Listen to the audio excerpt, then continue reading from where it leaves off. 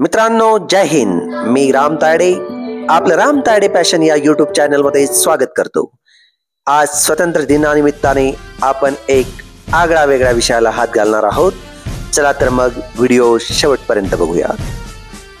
15 August 1947 तो ऐतिहासिक दिवस जेव्हा भारत स्वतंत्र झाला.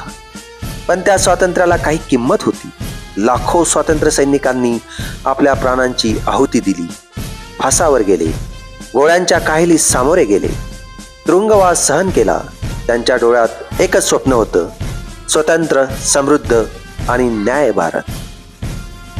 भगतसिंग म्हणाले होते, स्वातंत्र्य म्हणजे फक्त इंग्रजांना हाकलणं नव्हे, तर एक असा समाज निर्माण करणं जेथे कोणताही अन्याय नसेल.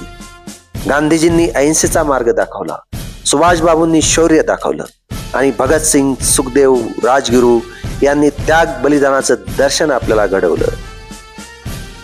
आज स्वातंत्र्याच्या 78 वर्षानंतर आपण खरोखर त्या स्वप्नांच्या जवळ गेलो आहोत का? राजकारण आज एक सेवा न राहता सत्ता मिळवण्याचं साधन बनलं आहे का? घोषणांचा पाऊस असतो का, पण कामांचा दुष्काळ असतो का? मतं मिळवण्यासाठी जाती धर्माचं विष पेरलं जातं का? आणि सामान्य माणसांच्या मूलभूत गरजा अजूनही अपूर्ण आहेत का?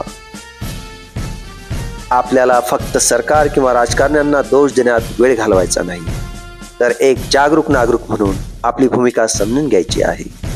राजकारण्यांकडूनच नव्हे तर तुम्हा आम्हा सर्वांकडून स्वातंत्र्य सैनिकांच्या विचारांचा विसर पडतो आहे का, असा प्रश्न आज उद्भवत आहे. या प्रश्नांचे उत्तर तुम्ही मला कमेंट बॉक्समध्ये कमेंट करून नक्की द्याल. आणि हो, तुम्हाला जर खरंच हा व्हिडिओ आवडला असेल तर व्हिडिओला लाईक, शेअर आणि चॅनलला सबस्क्राईब करायला मात्र विसरू नका. धन्यवाद.